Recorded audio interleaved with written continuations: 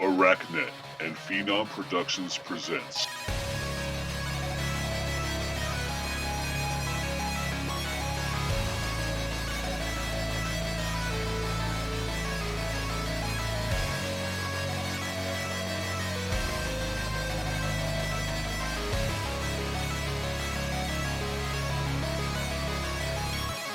Textmode Underground. Episode 1, The BBS.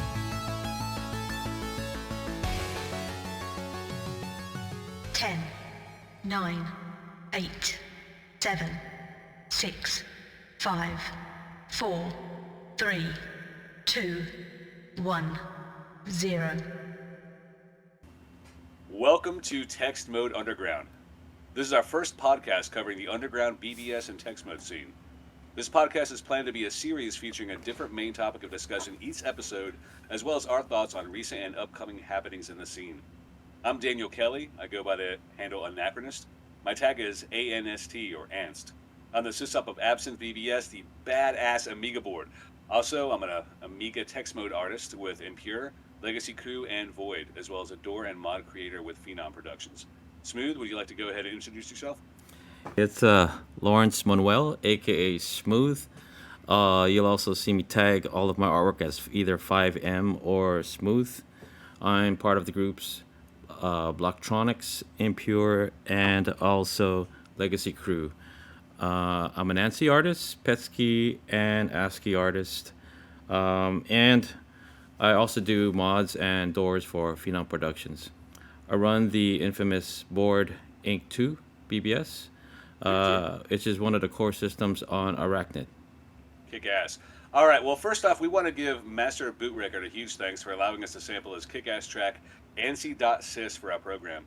MBR, he's a big supporter of the scene. Go pick up his latest album, Personal Computer, anywhere good music is sold. It is a killer album. All right, well, we're going to go ahead and talk about some of the most recent things happening in the scene. We want to give a shout out to the return of Alcoholiday BBS and Zero Reader. Alcoholiday is it's just a tasteful, fantastic, well put together board. Zero Reader is the sysop. He took a break from the scene for a number of years now. So some guys who just came into the scene in the last few years, they might not be familiar with him or his board, but it's fantastic to have him back. Zero Reader also was really a trailblazer with some of the first API-based mods. And he's just a great guy. So we're really happy to welcome him and Alcoholiday back to the scene. Other happenings, ASCII.SYS was just released. ASCII.SYS is a brand new disc mag from Uprough and Divine Stylers. It covers the Amiga ASCII and AMI-X BBS scene.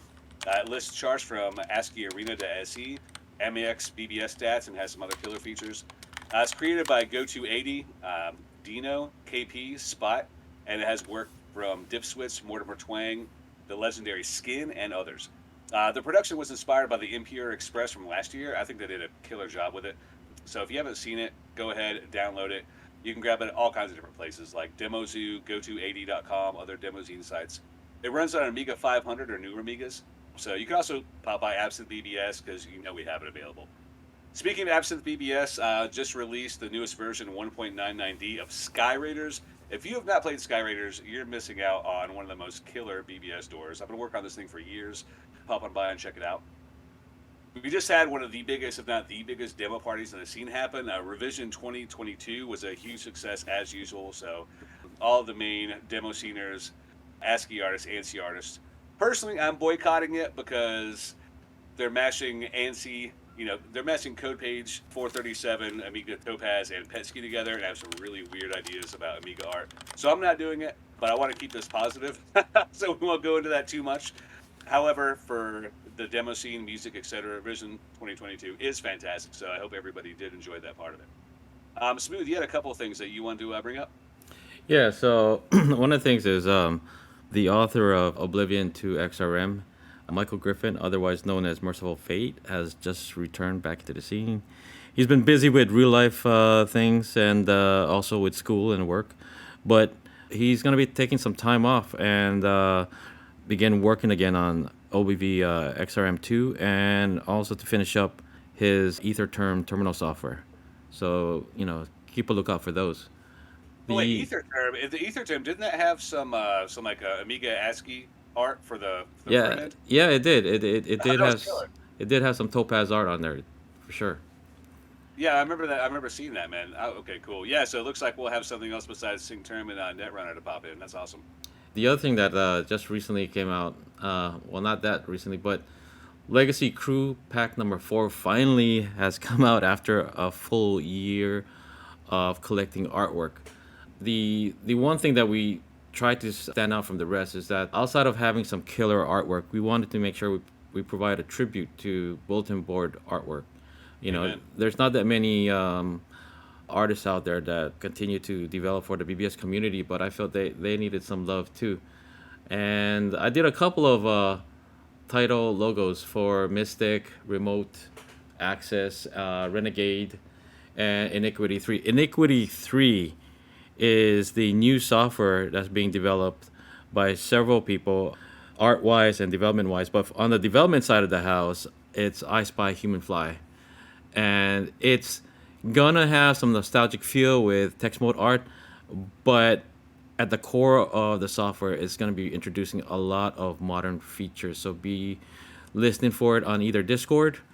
You could go to the Iniquity 3 Discord server, or even on the ArakNet Discord server. There's discussions there as well. So is this gonna natively support like wide format, true color, that kind of stuff?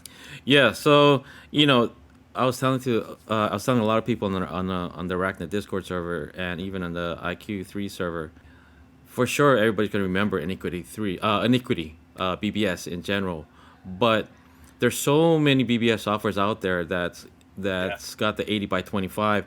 We wanted to make sure that we showcased some of the recent features of widescreen, 132 by 37, and also with true color, which is beyond the 16 color standard ANSI colors.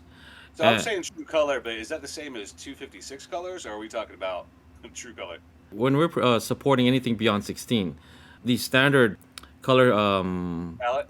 palette that we could use is a 256 color, Yeah. but the current terminals today, like Netrunner and also SyncTerm, support True Color. So we're gonna go True Color. Badass, man. Hell yeah. I'll keep a lookout for that. Anything else, bro?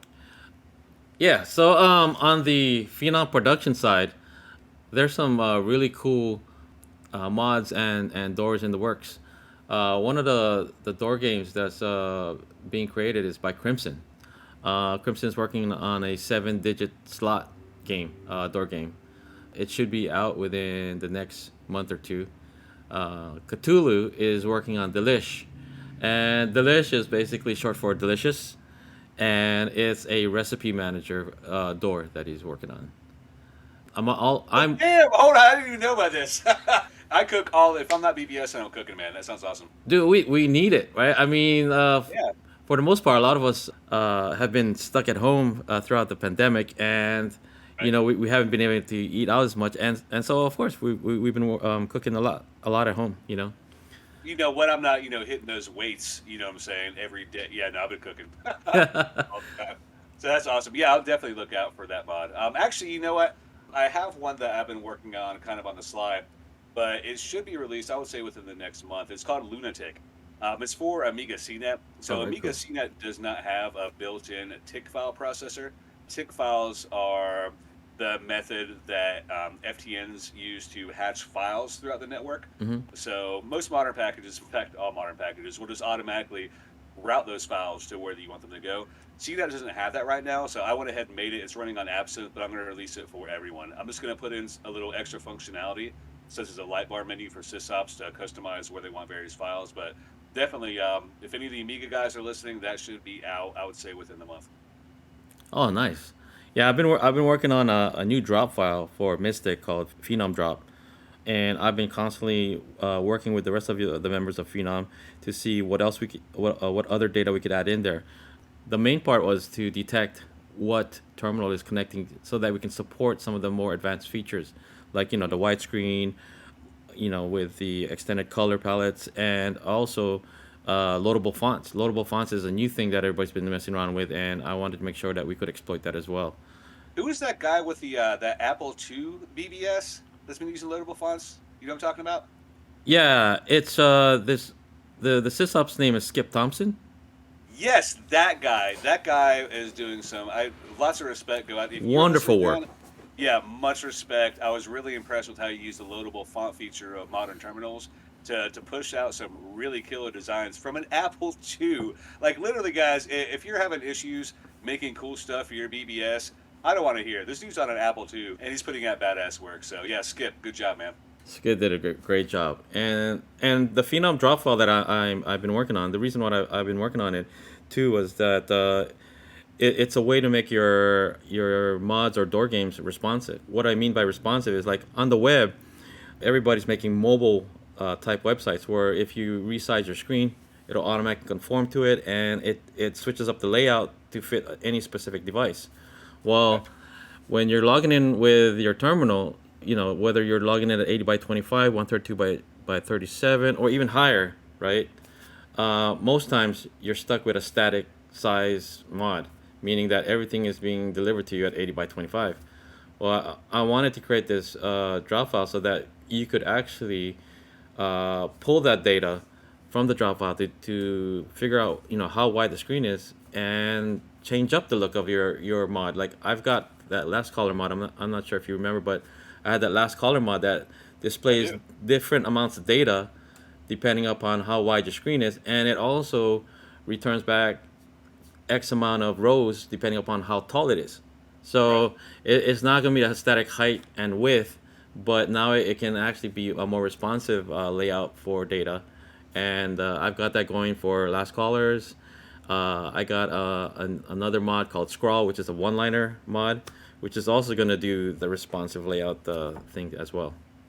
That's badass, man. So on a lot of my mods, I do have them dynamic as far as height, Mhm. rows, but I haven't put in, a dynamic feature for columns and width.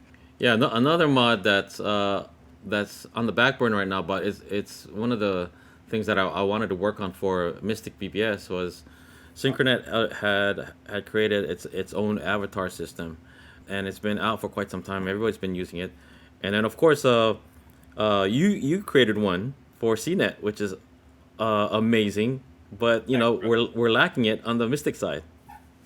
Well, dude, I think that's amazing. I'll let you know right now. None of y'all's avatar mods are gonna touch the Absinthe avatar mod ever, but I appreciate y'all trying. I think that's great. You guys did. You guys, I'm just kidding. I'm all about it, man. I mean, honestly, I love my avatar mod and I put a lot of work into it. But it's just it is the path of the future for BBSs, and if anyone's going to do it, it's going to be Phenom. So it's going to be killer.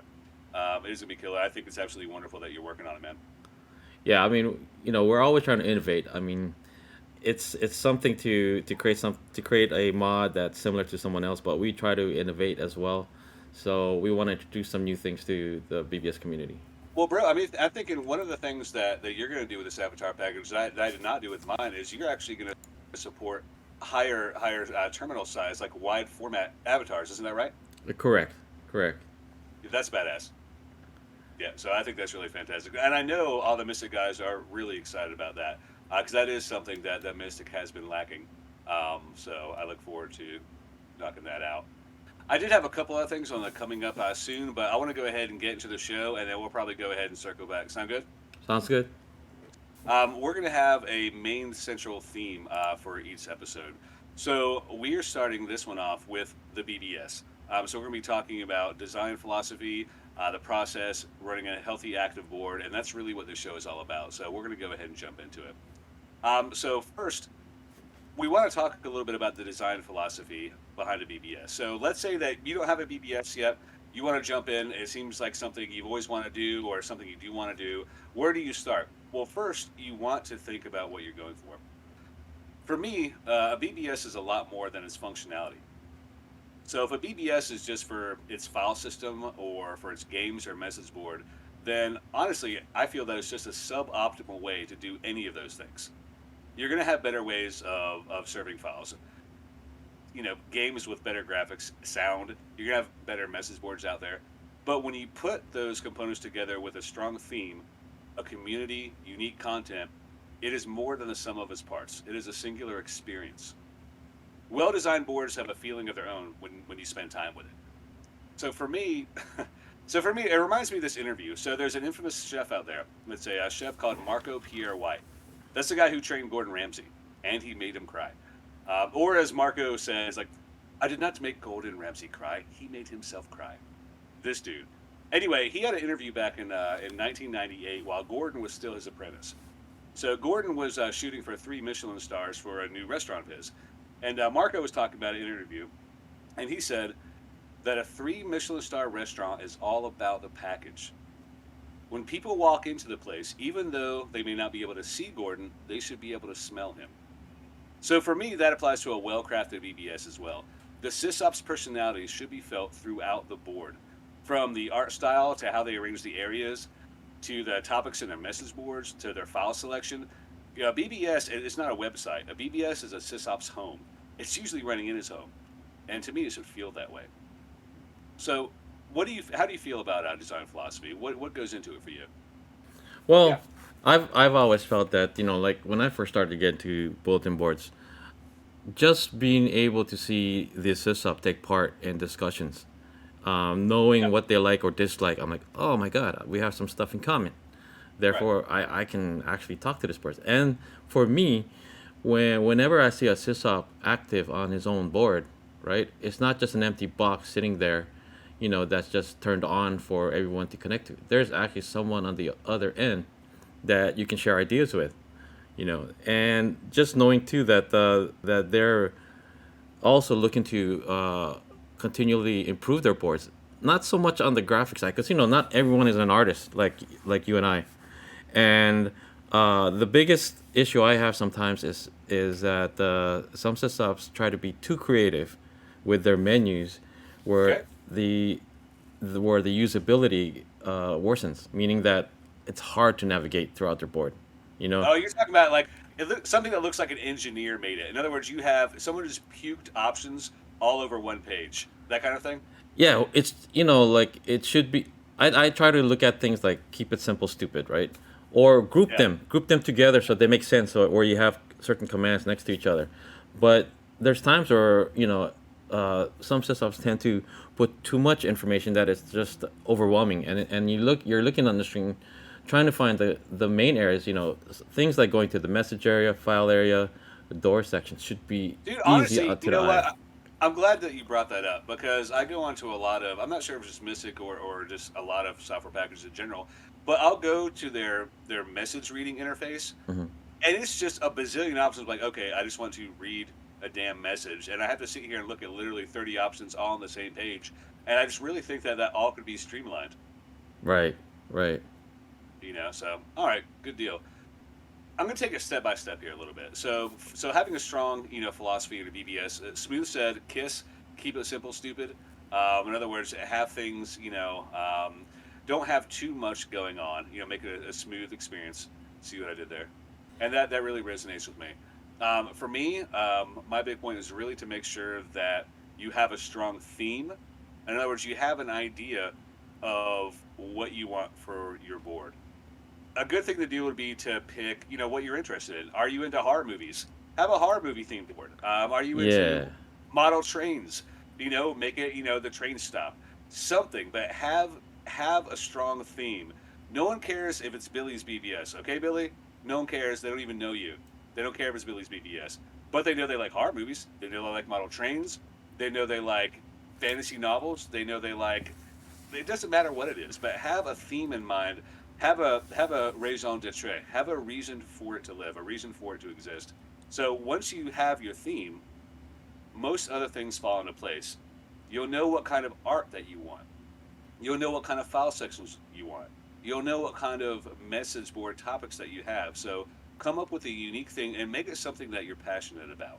right, Don't just grab it because no one else has done it before. Do it because you want to do it. It'll make you, it'll keep you involved. It'll keep you engaged, and people will be able to tell if you care about what you're doing. So my big thing is have a strong theme, follow it through, and make sure that your board has personality. So that's all well and good, but how do you get there? So let's take it from the start, man. Number one, you got to select what software you're going to have. All right. hmm So you want to pick software that will best enable you to do what you want, how you want it. For example, me, I love the Amiga. When I started out, I knew that I wanted to create an Amiga BBS. I had one growing up as a kid. I'm in love with the machine. It's fantastic. My main focus, okay, so if my main focus had been on files and I was in the trading and swapping scene, then I probably would have chosen Amiga Express because honestly, it is the best for that purpose. However, I wanted to be able to modify, write, and create a unique board that had an excellent message-based system as well as the file system. More than that, I wanted to be able to drastically change it to fit my vision of a BBS. So for me, that was Amiga CNET. Like I said, if I'd been a big file trader, I would have went straight to Amiga Express. So for those of you on other modern OSs, the obvious choice is going to be either Mystic or Synchronet. Both of those are excellent, powerful, they're easy to set up. I'll say that Mystic definitely has the most engaged modding and development community right now. Okay, there are a billion things being developed for Mystic. Guru, the maintainer, is really engaged, really easy to connect with, contact. He's constantly working on it. Setup is absurdly easy. You could literally have that BBS going in like 2 minutes and you have a BBS. I mean, it'll stock, but it's that easy to set up. That being said, you might want something that's less common. New Schooler, his software Enigma 1/2 is really cool. He's very responsive to his sysops. The guy himself is really creative. I mean, he's always coming up with new ways of doing things, unique components, unique mods with Enigma 1/2. You have an opportunity to get in kind of on the ground floor as he's developing the software. And if you're really dedicated to your Enigma 1/2 BBS, I'm really sure New Schooler would be very open to feedback from you, and you have a chance to be involved. For Linux user, Escape is working on his Linux version of Daydream again, which is really cool. So it has some killer art, has a different way of doing things. There's also a lot to be said for doing new things with older vintage software. I know that Smooth isn't Dark Rebellion, isn't he using like Wildcat? Yeah, he's using Wildcat, but he dressed it up really nice where you can't even tell it's Wildcat. You really can't. I mean, that guy's done crazy things with Wildcat. I know he's using Mystic for some functionality, but Wildcat is really the beating heart of it. He's doing some crazy stuff. So selecting the software, that's really the first step after getting an idea of what theme you want. What kind of thoughts did you have on that, Smooth? Well, as far as like look and feel and having some artwork for your board, I think one of the things that sysops should really take some time to decide on prior to running their board is if they really want to get some great art from some amazing artists in the scene that's or return back to the scene to draw art, they should pick a name that's short because it's so difficult to draw for a huge name, and many of us won't even take the request when the name is too big. Yeah, Dark Rebellion, we're looking at you with Wizard's Rainbow, bro. That was tough. I can say that because I did a screen for him. I did a screen for him too, yeah. Exactly, so you can talk. That board name is long, so if you're not getting a ton of art, don't be mad, bro. But yeah, try to keep it simple. And also, when you're requesting an art piece, give a little bit more freedom to the artist. Sometimes when we get requests, a lot of people feel that they can get art for free and it's going to be really detailed. But, when you're asking for a really detailed piece of artwork, it'll take a longer amount of time because we don't have all the time in the world as when we were younger, when we were teens. So we got real life, like work and family to deal with. So if you want something simple, just give the artist the freedom to draw. Just make sure to provide a theme, and they'll go from there. Yeah, absolutely. What were your thoughts on selecting software?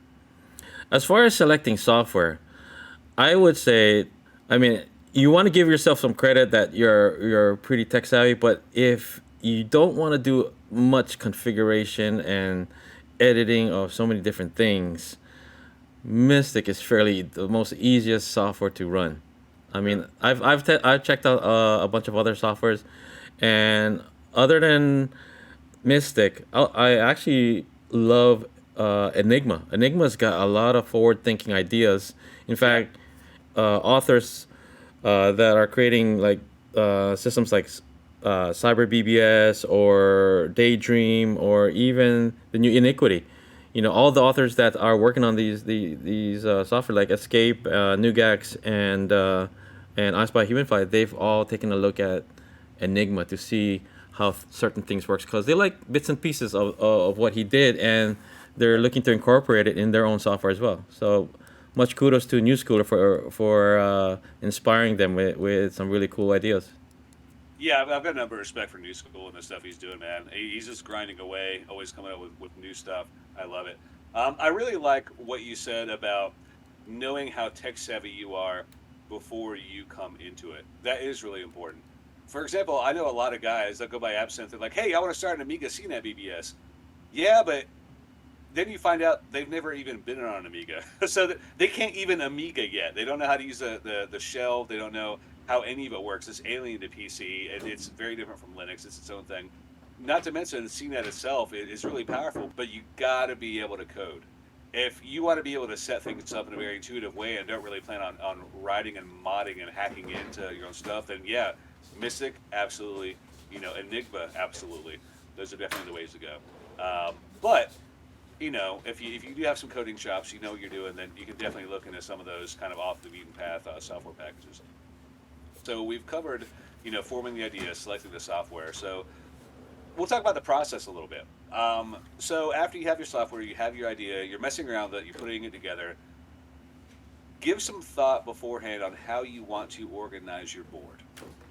Okay, because that really determines a lot of the user experience from the moment they log on to the moment they log off. So do you want everything on one page? A lot of guys do that. Or do you want a whole lot of subsections? So do you want to have every single command right there on the one page? Or do you want to have just a number of commands and then they go off to different areas? But you want to think about it beforehand, because A, you do not want to have to go back later and redesign everything. Okay? So don't just go in there and start putting stuff all over the place. Go ahead, plot out how you want it to be organized, because if you have to go back later and redesign things, it is going to be a damn headache. Also, you're going to have art that you might not be able to use anymore. So you don't want to have a full art theme, only have to throw it out later because none of it fits anymore. Right. What are your thoughts about that as far as organizing the board, Smooth? Well, most BBSs come with some default files to edit, especially when it comes to opening screens, welcoming screens, even email responses. When someone registers, those little things should be worked upon before opening up your board. You'd never want to see a default text that was predefined and it still says, welcome to this demo board. You should actually take some time to comb through, take it step by step and checking out every section that you want to be able to showcase to your users.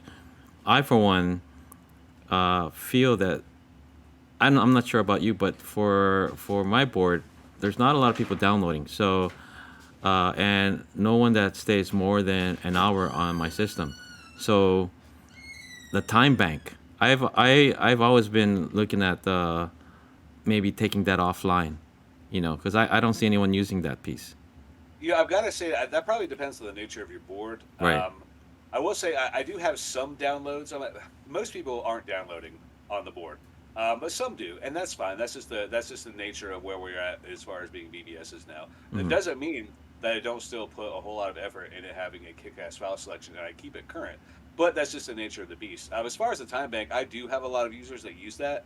Okay. Because I'm running on an Amiga. It's a retro board, so I do have some time restrictions until people get more access by participating. And some of the guys will stay on Sky Raiders, or SIL-Q, and they'll stay on that thing and they'll want to play for hours. Yeah, That's right. Yeah. So some of the guys are pretty active with their time bank, but you could have a board where you don't have any time limitations, so they don't have a need for that. Or you could have a situation like Smooth's talking about, like people tend to go in, see, and check on what they want, and then they're out. So it might not be a point to it. Going back to what you were talking about as far as going into each of the sections, really putting your own touch on it. Guys, don't have that default new user email that they get, okay? I go to so many Mystic boards, even the ones that have been modded, and they have the exact same cookie cutter new user stock email that pops up. Take some time and welcome people to your board. Welcome them to your home. Talk to them a little bit about it. It will make a change. So speaking of files and whatnot, so decide what files you're going to have, how you want to organize them. Are you just going to have, one big section for files, because you don't plan on having that many? Or do you want to have them, divided in by theme? Do you want them alphabetical?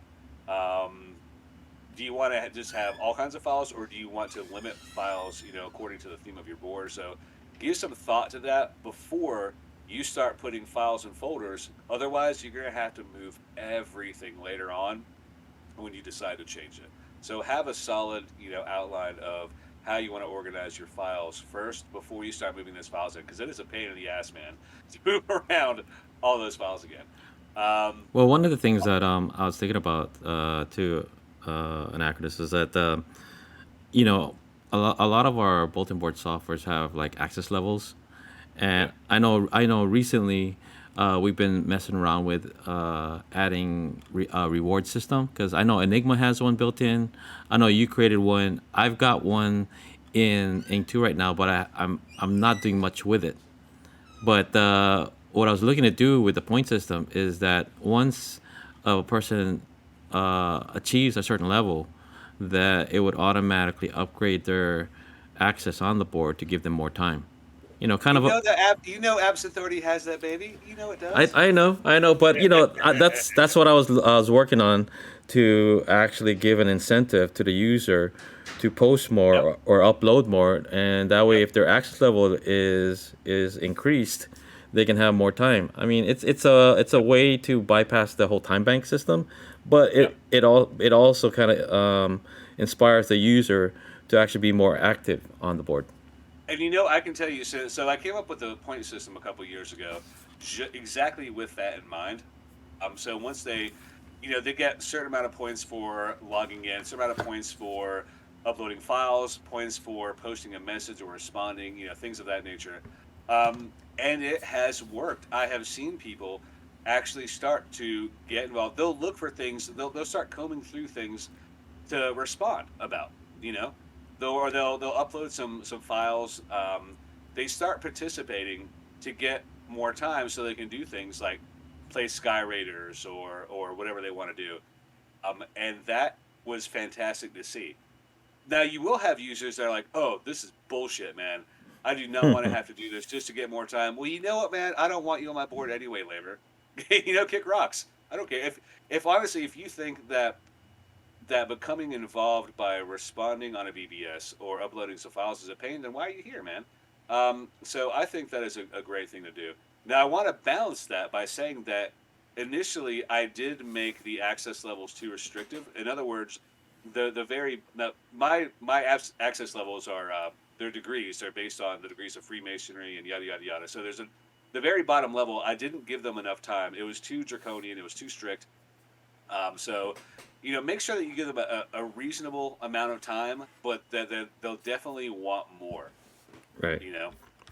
So you want to have a balance, but the point system is an absolutely fantastic way to do it. I will say that it has been a success on Absinthe because A, that does make people get more involved, and B, it weeds out the lamers who don't want to be involved in the first place. Right. So that is fantastic. All right, so let's circle back around here a little bit. Yeah, so we talked about the theme. We talked about how you want to organize your files, getting that set up beforehand.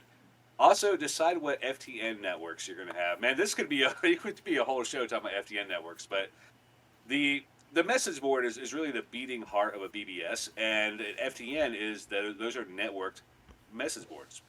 So one thing that I'm seeing, and Smooth, you've seen it too, is that new sysops have this Pokemon mentality, and you just got to get them all. You got to have every FTN. You have to have 500 Fido networks, and you have to have zero net and blah blah blah net, and anything with a freaking net behind it. No man, you really, really don't.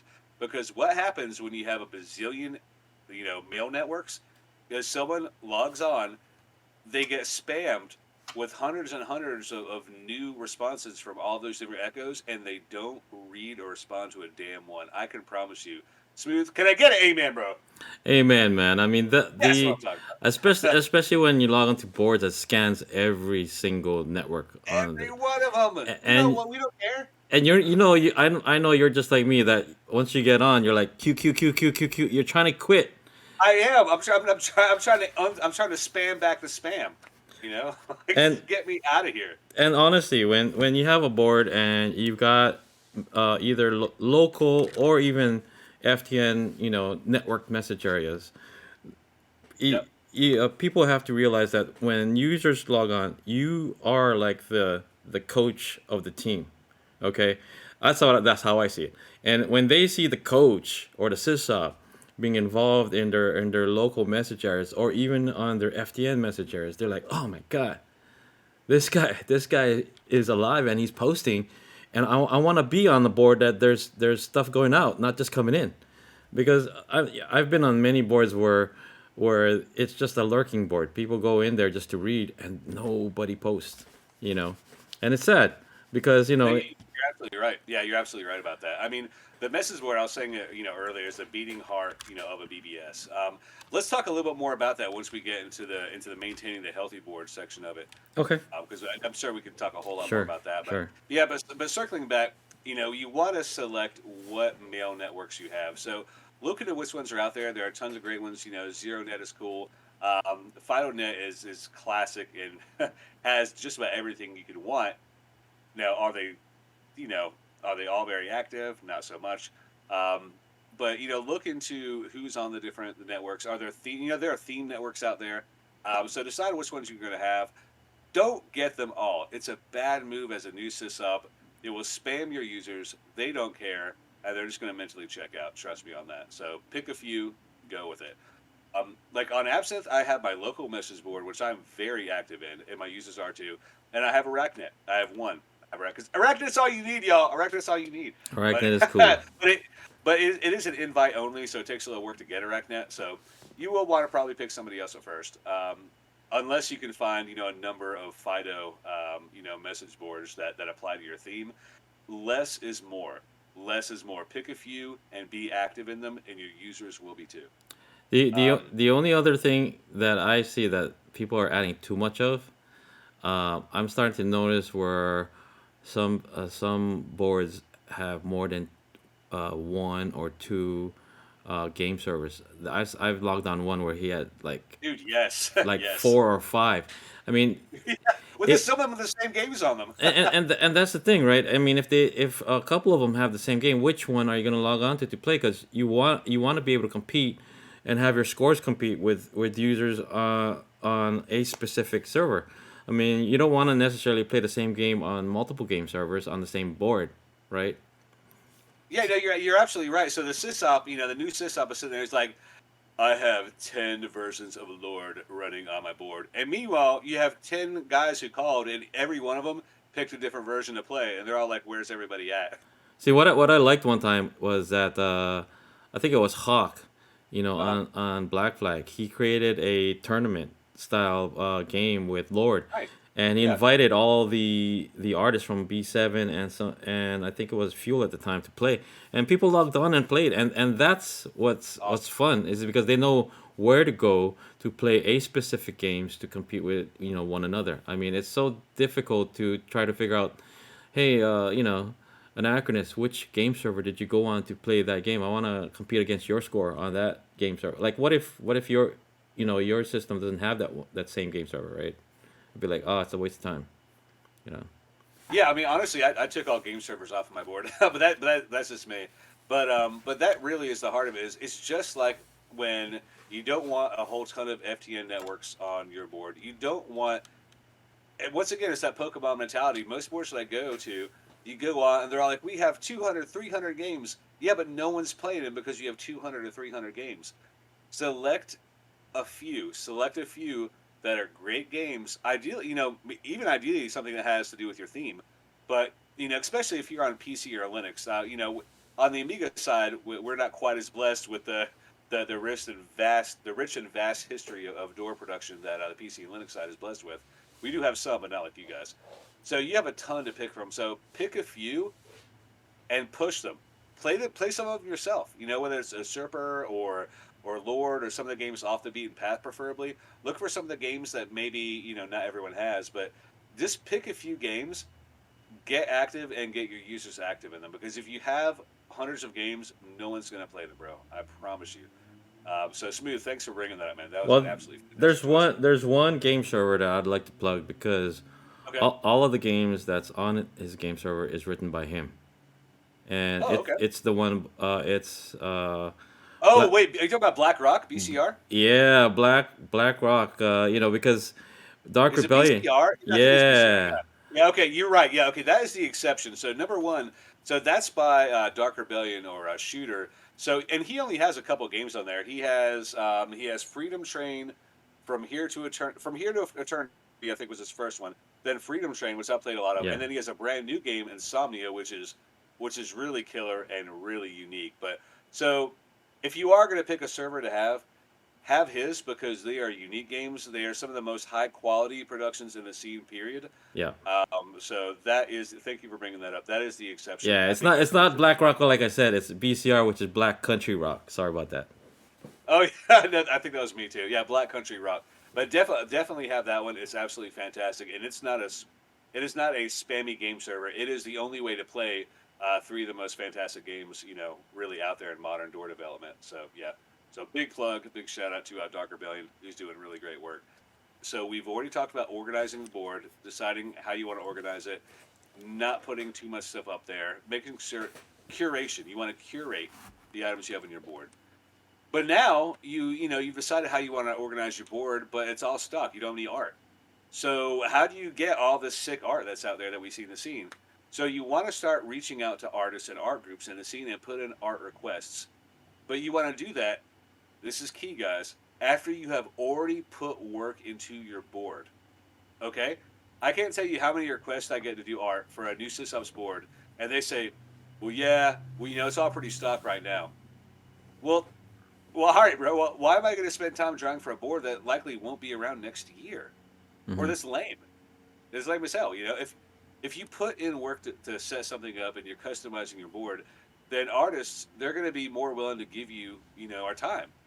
I mean, Smooth. I mean, you've been in the game way longer than I have been, man. How many times do you have sysops hitting you up for art, and they're like, "Yeah, it's all stock."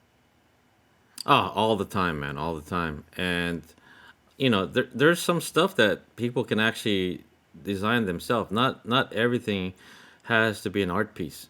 Because there's times when I've logged onto a board and it's got a simplistic look, but the way they laid out the navigation, Yep. the amount of content that they modify to make it unique, and just by be noticing that they are continually participating in updating their auto messages, Yes.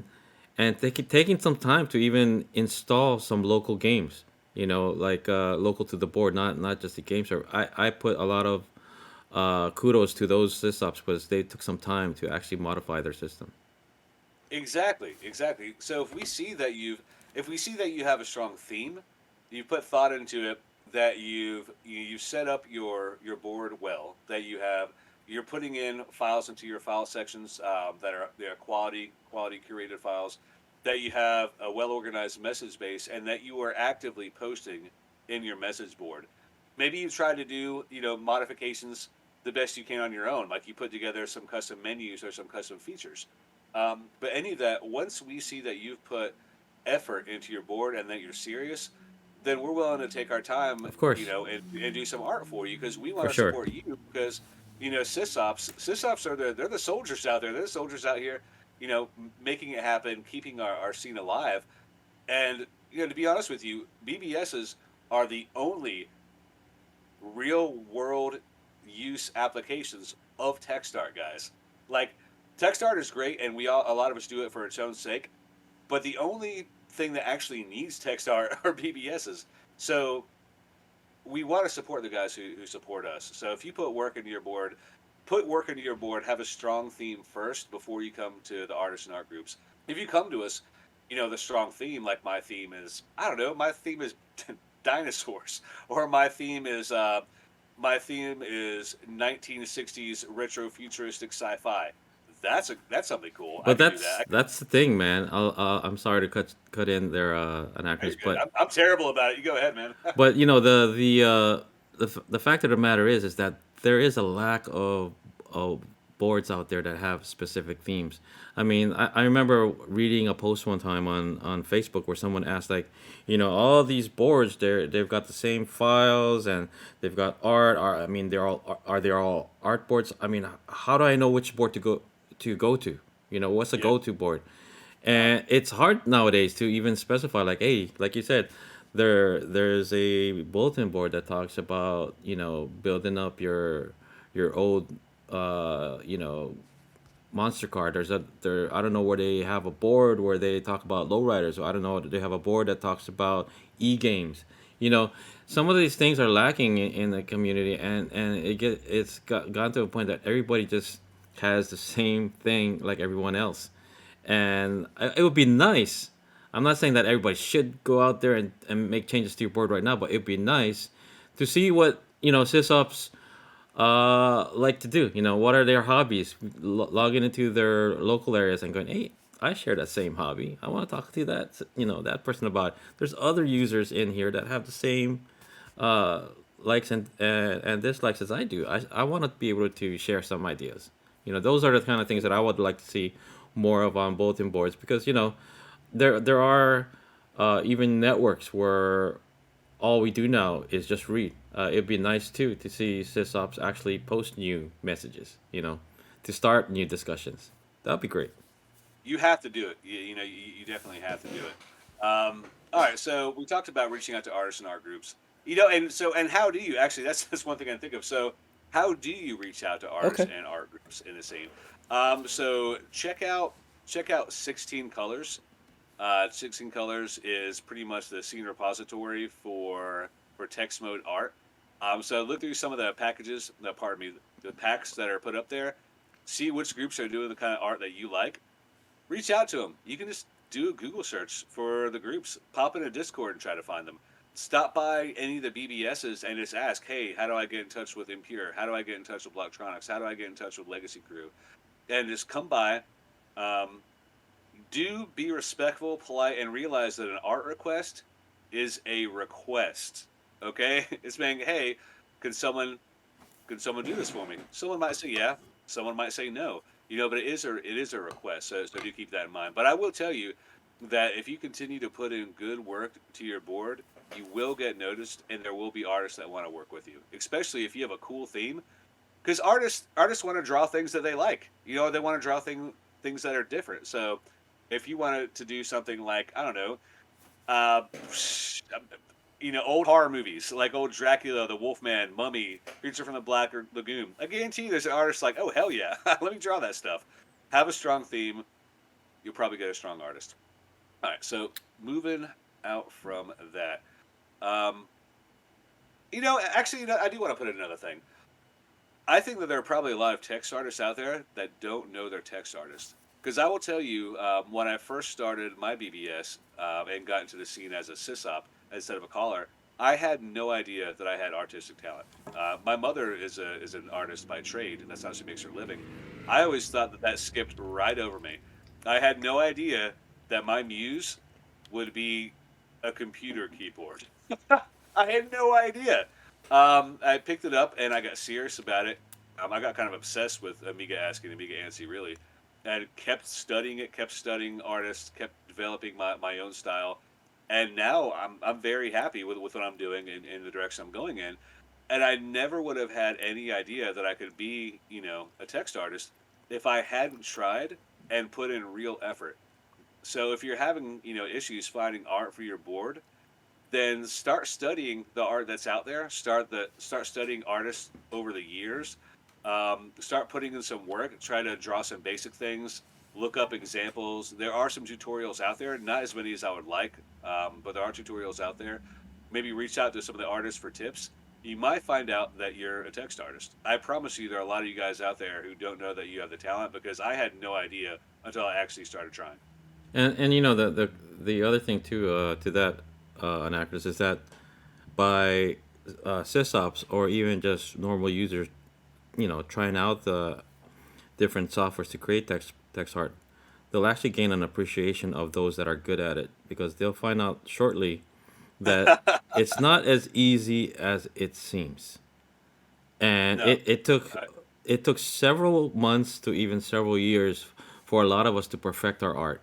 And if you look at it as if like, wow, but he did it in just a certain amount of time, it's because of the amount of time we put in to get that good. I mean, it's not like we learned it in a single week and we became professional text artists. No, it took some time to get there.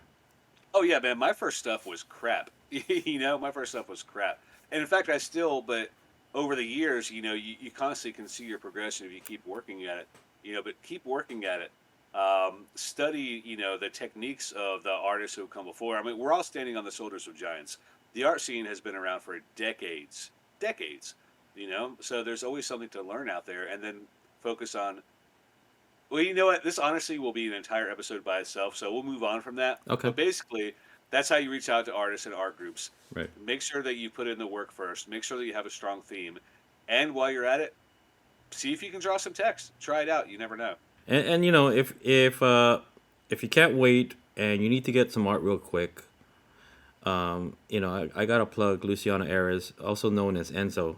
He still has his website up called ANSI What's Garden, that? and you should honestly Fancy take a look. garden, yeah. Yeah, ANSIGarden.com is still up and running. He's got a bunch of themes on there. He's got a bunch of graphics on there. There are some free downloads Yep. as well, but drop by and take a look at what kind of artwork he's got available, because it could match the theme of your board, you know, exactly as how he wanted it to be. So give it a visit. ANSIGarden.com. I got to co-sign that. Luciano, his work is always professional too. I mean, this guy is his professional level. Super nice guy, super easy to work with. So yeah, absolutely. All right. So next thing, get modding. All right. So go around. You want to start modding your board. You don't want to have a stock board. So go around to the various modding groups and coders out there. See what's available. Pick which mods you like best.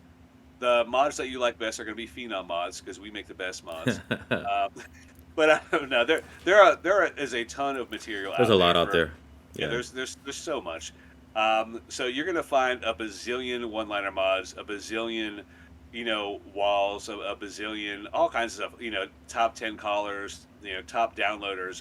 There's so much to pick from. Our cup runneth over at this point.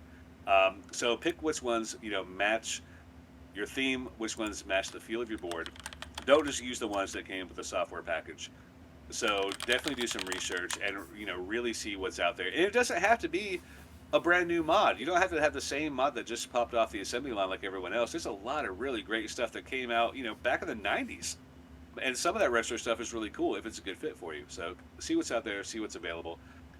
Now, one thing, and I can't stress this enough, is try to learn how to code. All right, because I will say that if you want to have a place at the end of the day, if you want a place that is truly, truly your own, you have to be able to change it without relying on others. All right. Now, this probably scares some of the guys off. Like, listen, it's like, oh man, I ain't gonna code. No, I can't code. I just want to have a BBS. That's fine, man. There's a lot to be said for having a BBS with a strong, engaged sysop. But for those of you out there who like to tinker with stuff and are more of like the work on the custom car kind of guys, or you want to create your own, honestly, create your own microcosm with your BBS, you have to be able to code. If you can already code, then man, you're going to have a blast. If not, guys, I promise you, coding for BBSs is some of the easiest code you could ever do because all you do is pushing text. It might seem intimidating. You would be shocked with how much a tiny bit of coding knowledge will go in the BBS world, because all you're doing is just moving text, writing to files, maybe later on accessing some APIs. All of this stuff, I promise you, really isn't that hard. And it's a great place to learn. If I was going to learn how to code anywhere, in fact, that's where I did learn to do most of my code, is in the BBS world. It's a fantastic place for it. You don't have to be a rocket scientist to be able to create programs to offer value and entertainment in the BBS world. There are a lot of guys who can point you in the right direction for that. You can drop by the ArakNet Discord, drop by the Phenom Discord, post in our message boards. Guys, if you are showing that you want to be put in some of the work yourself, then I promise you, guys in the scene will be happy to point you in the right direction. No one's going to hold your hand, though. You're going to have to put in the work. But if you're willing to put in the work, there'll be a lot of guys to support you and push you in the right direction. What do you think, Smooth? There's a lot of exactly, and there's a lot of sample code out there. There's a lot of mods that are in script form that you can actually take a look at everything that someone's actually put together to get it to work.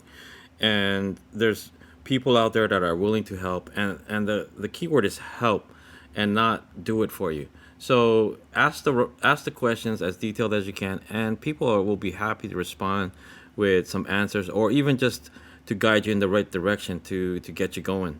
And as much as there are samples out there, documentation, some core documentations for boards, they lack a little, but there are additional documentation that sysops have put together when they created mods for their boards, and you just need to reach out and ask, because a lot of people sometimes don't even try to you know ask a question or post a message in a message board to find out something.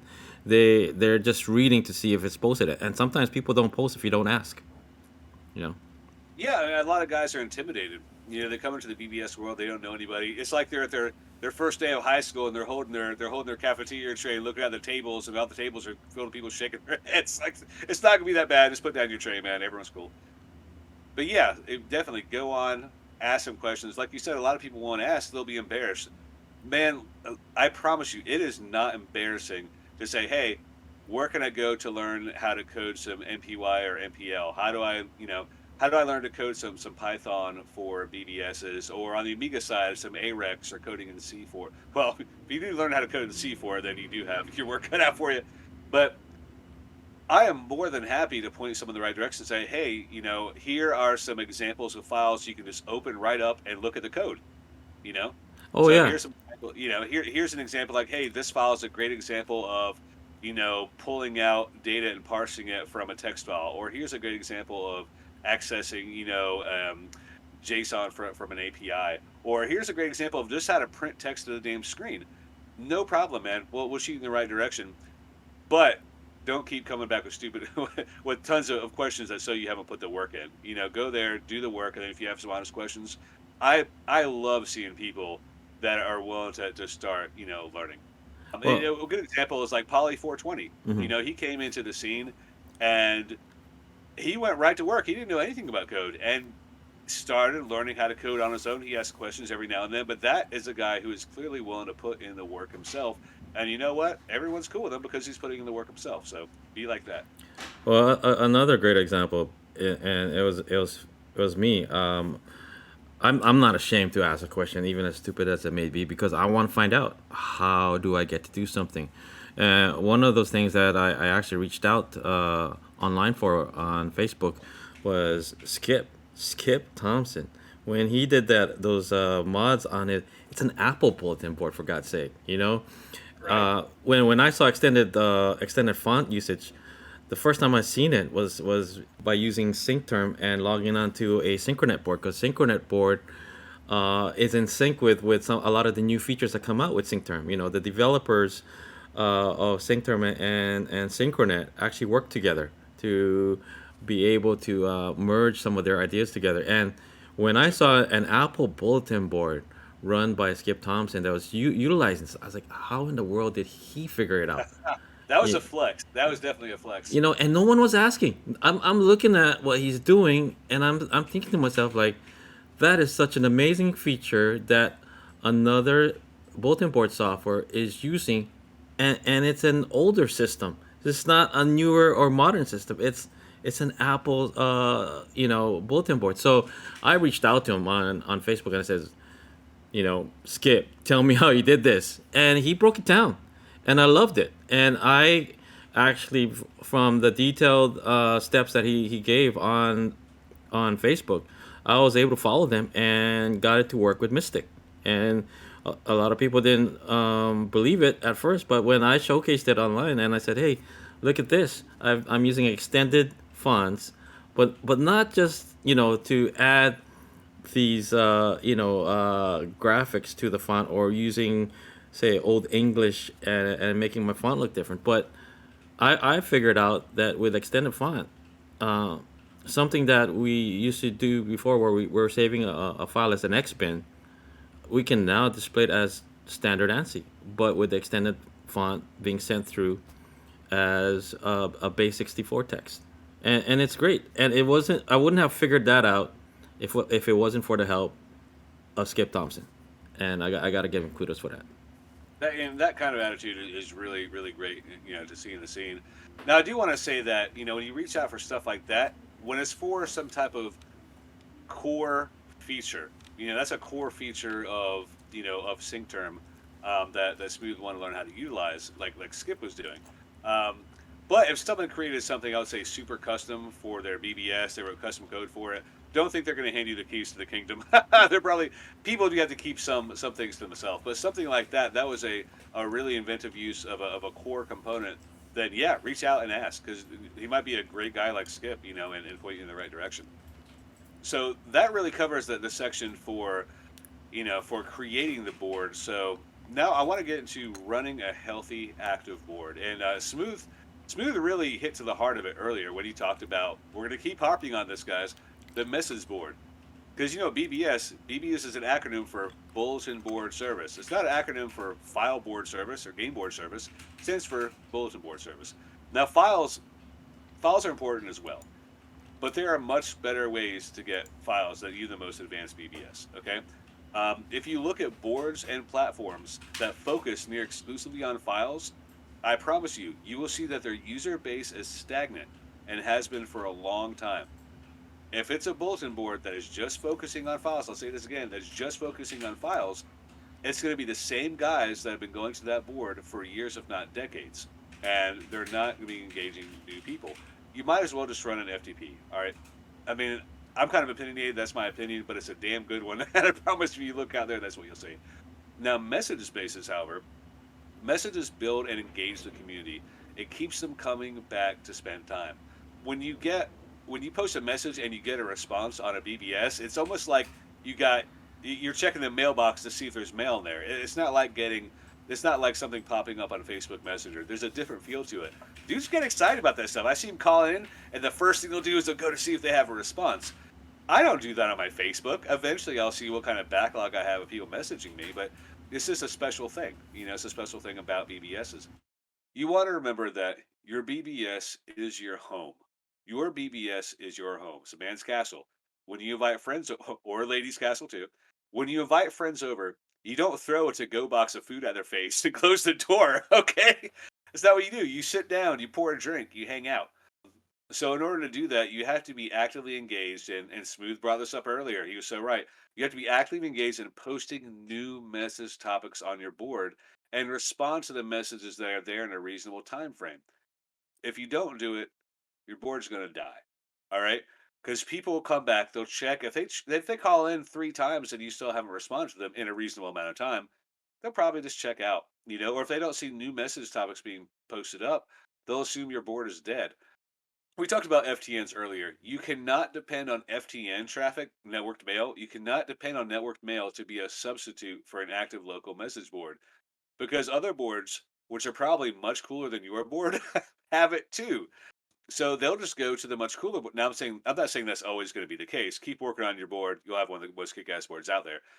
But I'm saying that other boards already have those same networked message bases.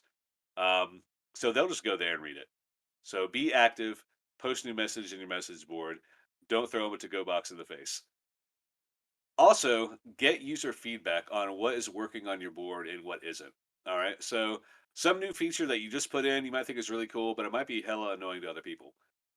Or it could be some built-in aspect of the BBS software itself is really irritating to use. So you want to keep your finger on the pulse of the board. So it's funny, man. Like Smooth, have you ever had somebody come on your board, and then you need to break in for a chat or to fix something, but the moment when they realize, like, wait a minute, can you see what I'm doing on your board? It straight up freaks people out, but they're like, wait, what? Like they feel like you busted into their bedroom or something. Like, yeah, people can see what you do on the BBS, man. It's a BBS, okay?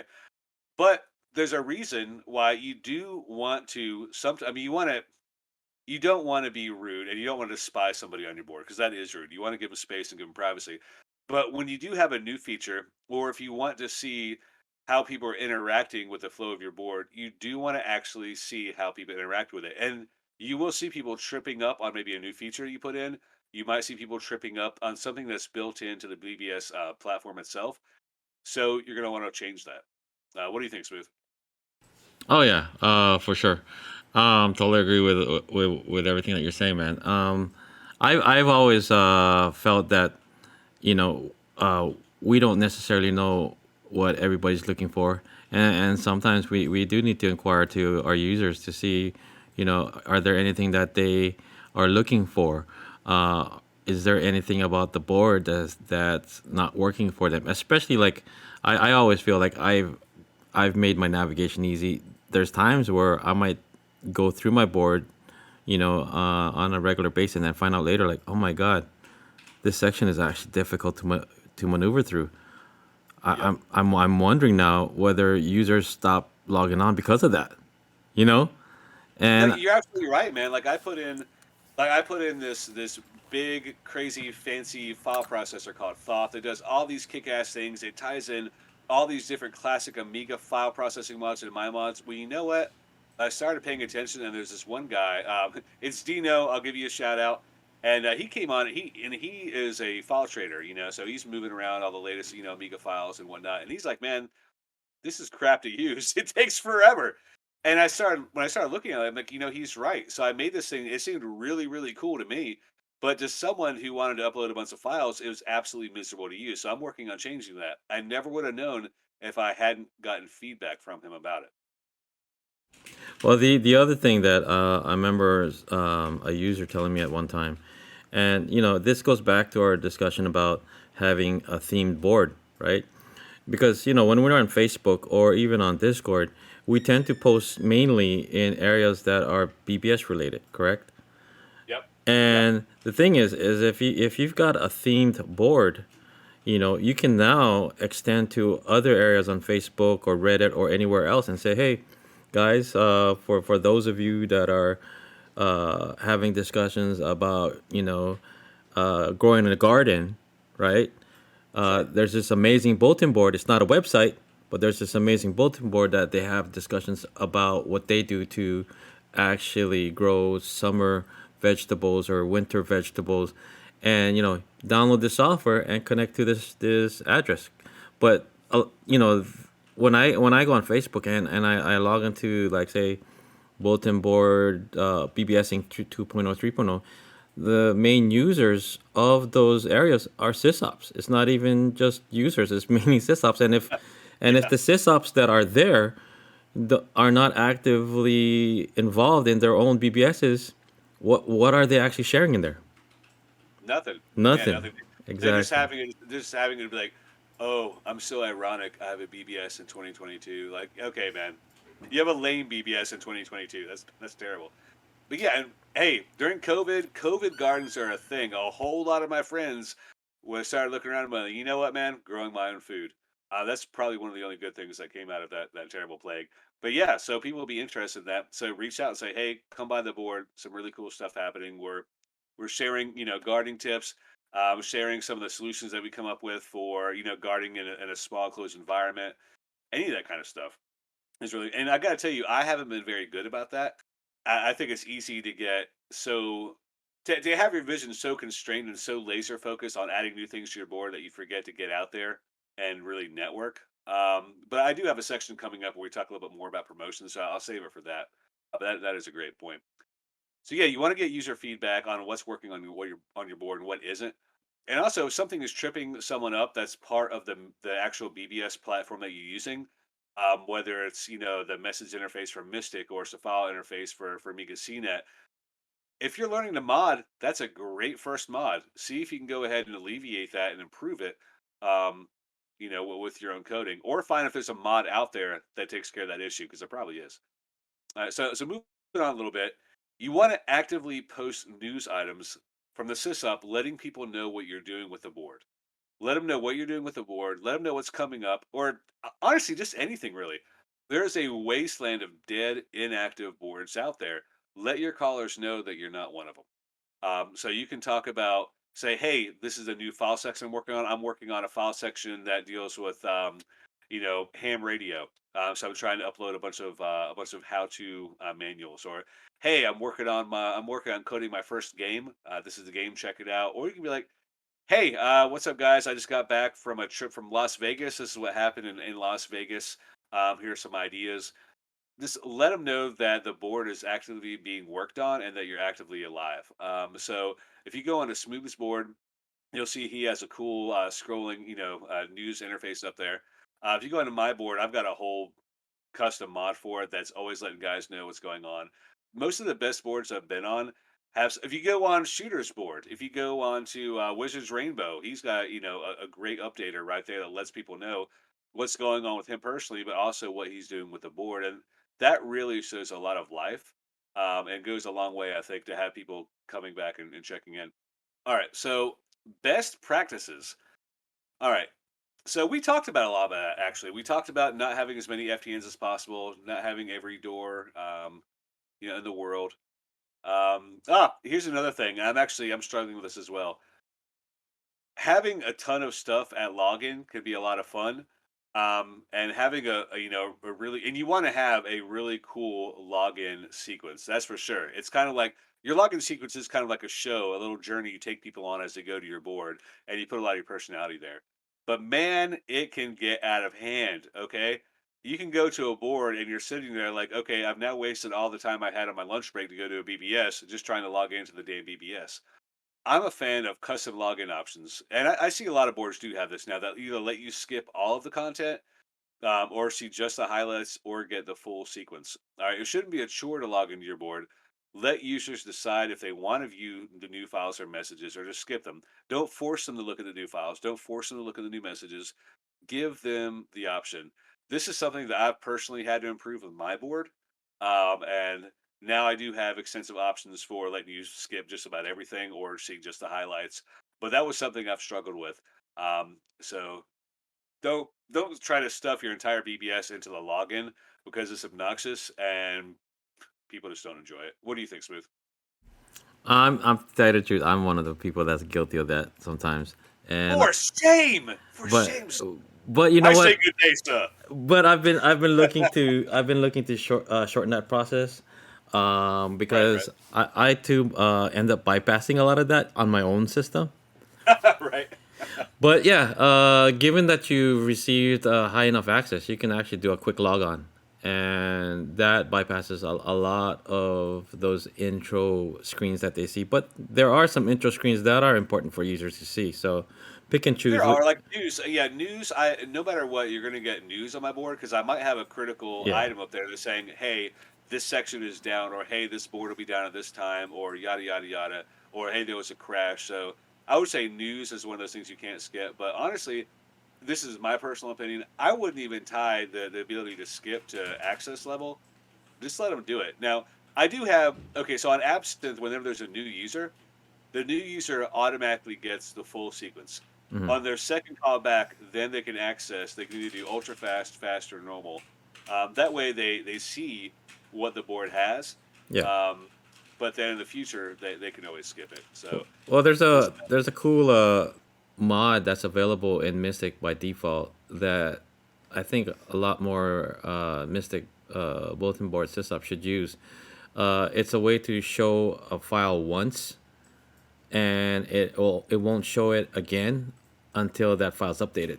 So if it's something like a message to your users or an update to your users, it's one thing to see it the very first time around, but to read it over and over again, it sometimes can be monotonous.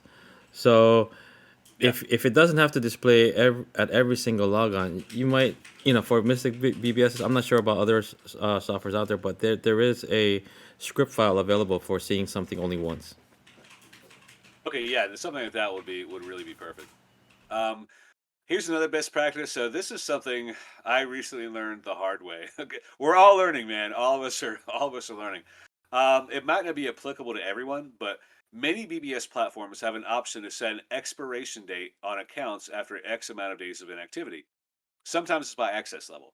So it might say, "Hey, this person has logged in for a year, kill their account," or it might be, "Hey, this person's a new user. If they haven't done anything in 60 days, kill the account." So I run on a classic Amiga, so I was concerned with disk space being eaten up because we don't have terabytes, guys. All right. Well, now we do, but generally we don't. So I was concerned by disk space being eaten up by inactive accounts. Well, I was really aggressive with it, and you know what?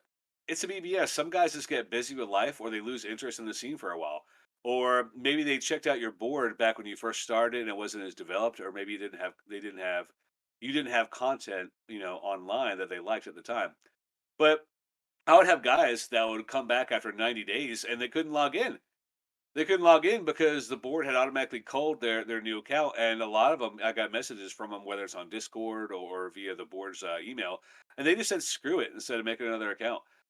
Even worse, a lot of guys thought I had banned them. One guy was like, "What did I do, man?" I was like, "I don't know. What did you do?"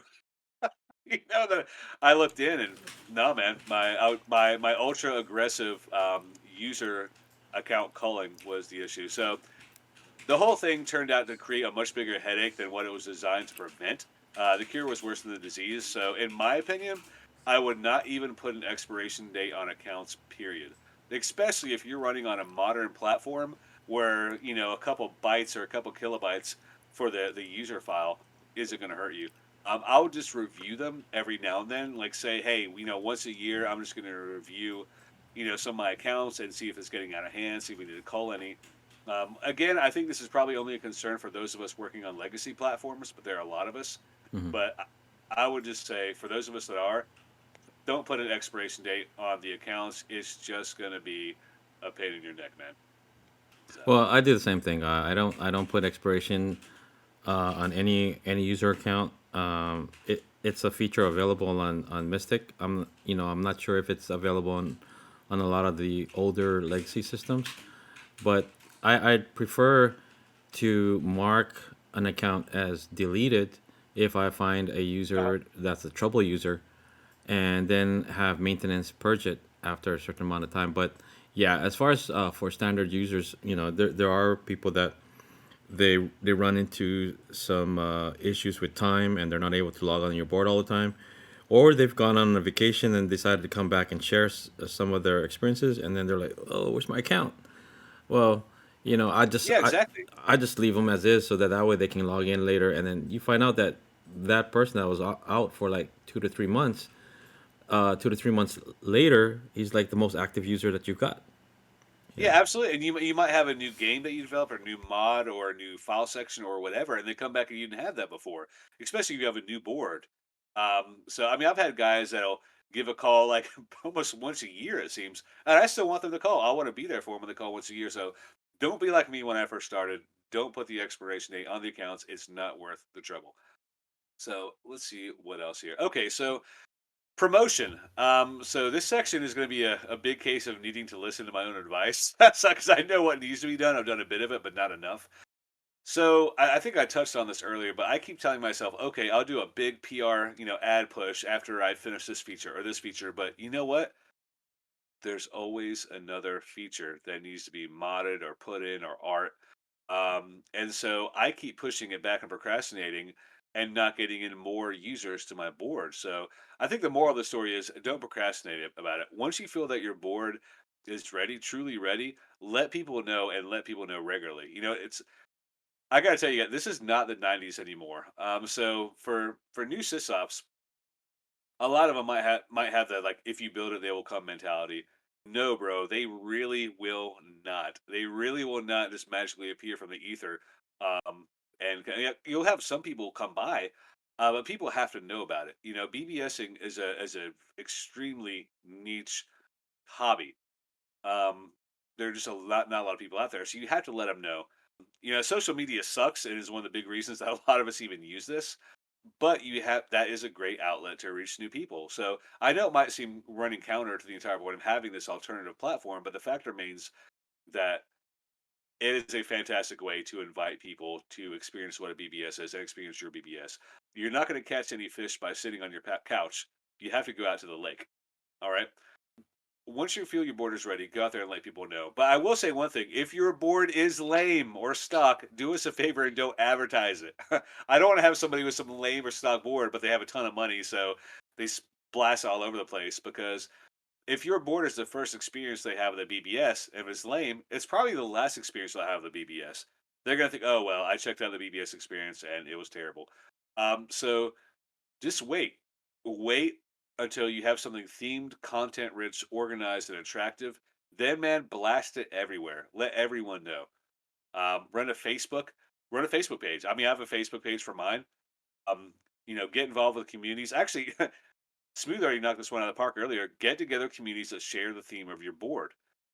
So pop onto the forums online, let them know. Pop into some of the Discord channels, let them know. I'm going to say, an example of someone who's done a killer job of this, I'm going to say is Stackfault.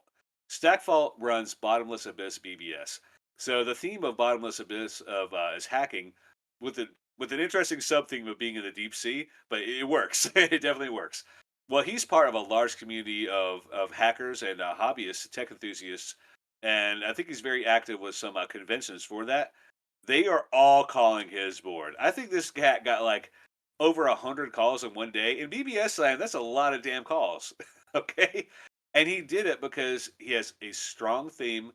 He has tapped into a community that is engaged and enthusiastic, and he's made his board, Bottomless of BBS, a home base for that group of hobbyists. He did a killer job with it. So be like Stackfall. That was really good.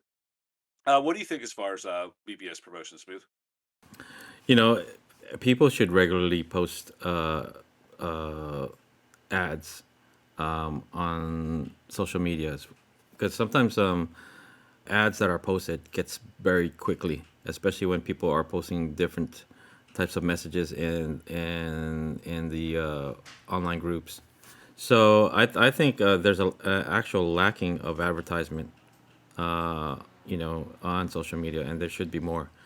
And Yeah. and the other part is make full use of other sites and share with other sysop other sites as well, because we all need to know. I mean, I might not know everywhere to go to. I kind of know some of the main ones that I should be advertising on. Like I usually go on Twitter, on Instagram, on YouTube, on Facebook or Reddit. But if you find another place it's a good spot to advertise, let us all know. I mean, we all need to continually grow our user base, and we shouldn't be selfish and just keep it all to ourselves. Share that knowledge with everyone else. You're absolutely right.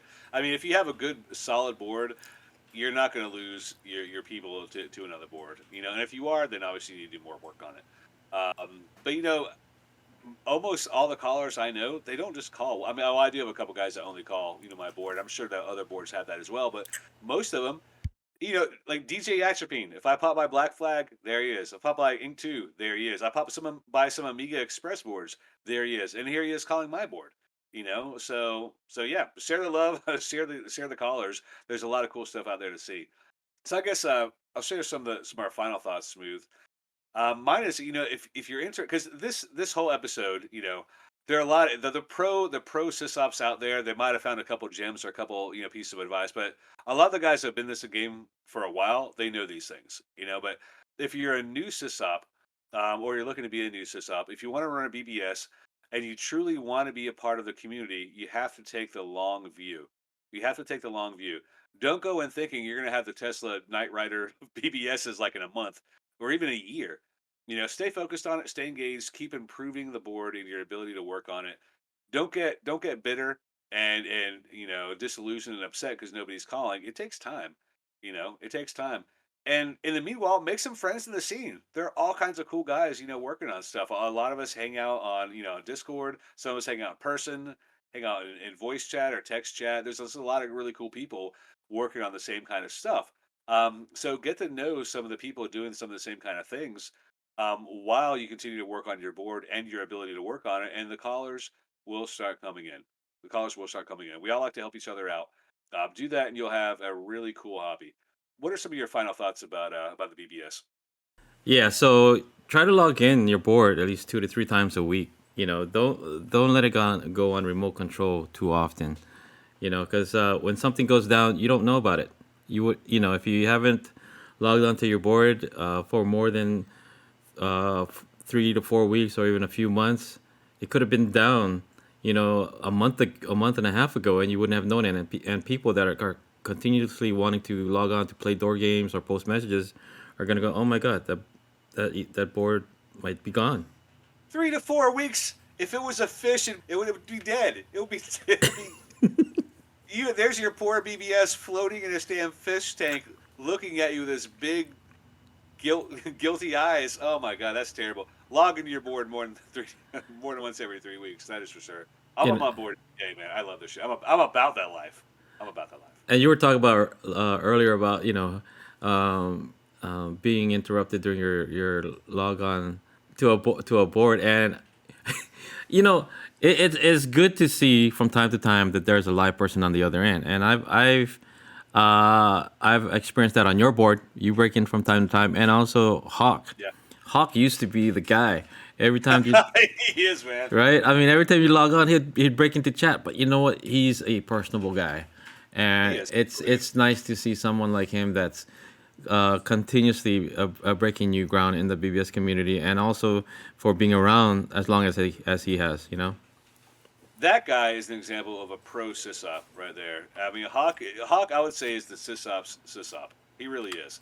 That guy knows how to put together tasteful, efficient BBSs. I mean, the guy has a whole freaking. They call it Hawk's Armada, and every one of his boards are badass. This is the guy that puts together amazing boards. He puts together badass. So he has the best rip board out there. He has a killer Oblivion 2 board, a killer he has so many boards. Oh, it's PC board. I mean, the level of Textmode, I'm not Textmode, but ASCII art on there is amazing. Yeah, and that's an example of a guy. Now he's been in the scene, forever, but he's forged, real relationships with people all over the place, from artists to demo sceners to other sysops. So people love doing work. I mean, when you have your mod or your art on Black Flag, yeah, you've made it. You have made it. When Hawk wants to run your mod or Hawk wants to put your art on his board, you have made it in the scene. Mm-hmm. And not a whole lot of sysops can say that. And I gotta say, when I was first starting out, he actually gave me some great advice. Mm-hmm. He's not going to sit there and hold you. Hawk will not hold your hand on anything, man. But he will tell you what you want, not what you want to hear, but what you need to hear. So he really steered me in the right direction on a number of things. So he's a great resource, and there are other sysops who are great resources as well. So stay engaged, stay in the scene, get to know some of the people, work on your board, and everything will come together. Yeah, so I think those are kind of final thoughts on the BBS. So we got a couple. We did mention already some of the things that are coming up in the scene. I'll plug a couple more. Smooth might have a couple more as well. ASCII Express Mag 2 is coming out soon. I was talking about that earlier in the show. I'm on board with this one with my first wide format Amiga ANSI. So that was an interesting experience. I know that they're going to do an absolutely killer job with it, so look out for that. Impure, the Amiga ASCII and ANSI group, is going to be coming out with Pack 82 around the end of May, beginning of June. So look out for that. So both Smooth and I are members of that group, and it is the last man standing of the Amiga ASCII and ANSI groups, really. So, you do have some classic groups out there, but Impure has been incredibly active consistently throughout the years. So that's going to be a killer pack. Upcoming demo parties, we have Evoke 2022 in Germany is going to be August 5th through the 7th. It is my personal demo party of choice because those guys do their ANSI compos correctly. They generally, as long as there are enough submissions, they will split up the compos between Petsky, IBM ANSI, or as it should be called, code page 437, and Topaz. So they have proper PC, Amiga, and Petsky art sections, which goes a long way. Now, usually they want their submissions to be in 80 by 25 terminal dimensions. A lot of guys don't like that because I want to make the big scrollers. I get that. I like making scrollers too. But 80 by 25, when it comes to text art, that's what separates the men from the boys, in my opinion. Because if you can't do text mode in 80 by 25, your game isn't strong. You got to be able to do that before you do scrollers. So I'm really excited about that. I will definitely be submitting for Evoke. Smooth, do you plan on doing a piece for Evoke? I'm actually been working on one for quite some time, so hopefully I'll get it done before Nice. then. Oh yeah, we've got time. August is still a ways away, so I'm really excited about Evoke. Also, they have killer demos. The guys who run it really are really fantastic, and the guys who run it are involved in the scene. There are a lot of guys like Dipswitch who pop by boards, who draw for boards that do art. So yeah, make sure to check out Evoke 2022 from August 5th through the 7th. You just do Google search for Evoke 2022 demo party, pop on their page, look at their compos, and if you want to enter, go ahead and do so. All right, well, I think that covers it. So I hope that all of you enjoyed the first episode of Text Mode Underground. Our next show is going to focus on BBS modding, so make sure to check it out. You can find these episodes first on Absinthe Radio and ArakNet Radio. Smooth, what is the best way for people to listen to ArakNet Radio? So the best way to listen to it is actually to go to the website. It's radio.arachnet.xyz, and you can listen directly to it there, or go to the ArakNet main website, www.arachnet.xyz, and there's actually a section in there where you can actually listen to ArakNet Radio live from the website. Kick ass. Now, it's important for if people aren't familiar with ArakNet, it is not spelled ARACHNET. It is ARAKNET. Correct. So that is key for people to know. So ArakNet is ARAKNET. Absinthe Radio, so that streams live from my Amiga. It is actually controlled by Absinthe BBS. You can check it out with any software that can play M3U. So honestly, the best solution is VLC, or you can use Windows Media Player. Just open the network link, open the website, http://absinthebbs.net/radio. So that is my scene, and it's an interesting radio station. You'll check it out. It deals with classic radio dramas in the mystery, horror, and sci-fi genre from the 40s up to the 80s, as well as scene news, and now is going to be hosting Textmode Underground as well. After we've had it on ArakNet Radio and Absinthe Radio, we're going to pop this bad boy on YouTube, probably some other places. You might be checking this out on YouTube. Yeah, so we will check you guys out next time. Smooth, do you have anything else? That's it for me. All right, take care, guys. See you online. Text Mode Underground.